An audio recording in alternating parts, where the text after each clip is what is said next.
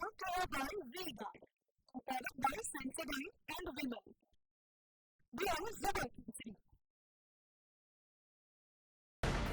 તો આ તરફ પાર્ટી પર આટલા આરોપ લાગ્યા છે તો ગાંધીનગરથી કોઈ નેતા તો બોલવા તૈયાર નથી, પરંતુ ભાજપના નેતા ભરત કાનાબારે પાર્ટીનો બચાવ કરવા માટે આગળ આવવું પડ્યું.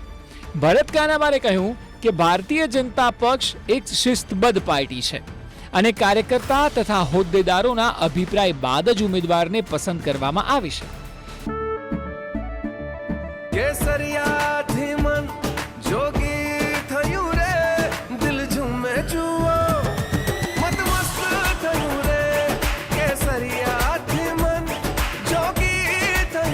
हर पल मनाओ केसरी त्योहार. विमल, बोलो जुबान केसरी. જો કે તેઓ કાછડિયાના નિવેદનથી બિલકુલ અસહમત નહીં હોય, કારણ કે છેલ્લે તેઓએ એવું પણ કહ્યું કે ક્યારેક બની શકે કે પક્ષ ગેરમાર્ગે દોરાયો પણ હોય. ભારતીય જનતા પાર્ટીમાં ચૂંટણીના ઉમેદવારની પ્રક્રિયા બહુ મજબૂત છે. રોબસ્ટ સિસ્ટમ કહેવાય ને. નીચેથી કાર્યકર્તાઓનો ફીડબેક લેવાય, હોદ્દેદારોના પણ અભિપ્રાયો લેવાય, સંકલન થાય. આ બધી પ્રોસેસને અંતે ઉમેદવારો નક્કી થતા હોય છે. પણ આજે પાર્ટી વિશાળ બની છે. અનેક લોકો પાર્ટીમાં નવા સક્રિય થયા છે, અનેક લોકો કોંગ્રેસમાંથી પણ આવ્યા છે. એટલે સામાન્ય રીતે હરીફાઈ પણ તીવ્ર છે, કોમ્પિટિશન છે, મહત્વાકાંક્ષા પણ હોય બધાને. એટલે ક્યાંક ને ક્યાંક રજૂઆતોમાં અથવા અપાતા નિર્ણયોના અભિપ્રાયમાં પાર્ટી ક્યાંક એને મિસગાઈડ થયું એવું બની શકે. જેવો અમરેલી બેઠકનો અસંતોષ બહાર આવ્યો એવી તુરંત કોંગ્રેસના લોકસભા ઉમેદવાર જેની ઠુમ્મરે પોતાનું નિવેદન આપ્યું. તેઓએ ભારતીય જનતા પાર્ટી પર પ્રહાર કર્યા અને કહ્યું કે ભાજપને હવે હાથના કરેલા હૈયે વાગી રહ્યા છે.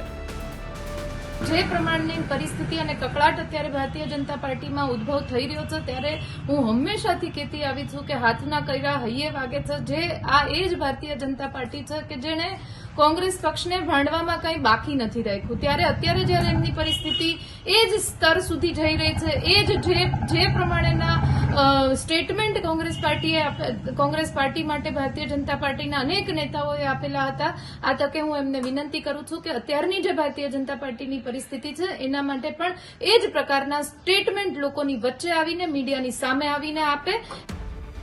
નારણ કાછડિયાએ જ્યારે લોકસભા ઉમેદવાર અને તેમના લીધે નીરસ મતદાનની વાત કરી, ત્યારે આપને જણાવી દઈએ કે અમરેલીમાં ભાજપે ભરત સુતરિયાની ટિકિટ આપી હતી. અહીં વર્ષ 2019માં 55.75% મતદાન થયું હતું અને 2024માં માત્ર 49.44% મતદાન નોંધાયું છે. એટલે આંકડાઓ જોશો તો 5 થી 6% ફરક છે અને આંકડાઓ જોતા સ્પષ્ટ કહી શકાય કે નારણ કાછડિયાએ ઉમેદવારને પસંદ કરવા પર સવાલ ઉઠાવ્યો તેને બળ પૂરું પાડતા આંકડા છે. કારણ કે અમરેલીમાં રાજ્યની તમામ બેઠકોમાં સૌથી ઓછું મતદાન થયું છે. લોકોએ ભારે નીરસતા દાખવી છે. કાછડિયાની નારાજગી ભલે ચૂંટણી બાદ આવી હોય, પરંતુ અનેક સવાલો પણ ઊભા થઈ રહ્યા છે. શું ભારતીય જનતા પાર્ટીમાં આંતરિક અસંતોષ આસમાને છે? શું અસંતોષ પરિણામ બદલી શકે છે? અમરેલીમાં સૌથી ઓછું મતદાન શું સૂચવે છે? 5 લાખના ટાર્ગેટમાં મૂળ કાર્યકર્તાઓ પાર્ટીથી દરકિનાર થયા છે.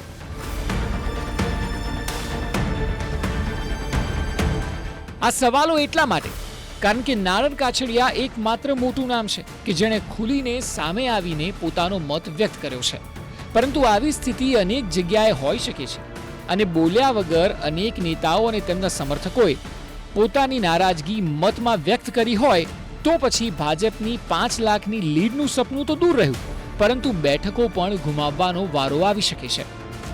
કોઈ પણ પાર્ટીની ધરોહર તેના પાયાના કાર્યકર્તાઓ હોય છે અને કાછડિયાએ સંકેત સારા નથી આપ્યા. ત્યારે આ ગતિવિધિઓ બાદ શું ભાજપમાં ઉકળતો ચરુ શાંત થઈ શકશે કે પછી આવનારા દિવસોમાં અનેક નારણ કાછડિયા બહાર આવશે? Bureau report, TV9. Vega, a product by Sensodyne and Women. We are Zabalpur.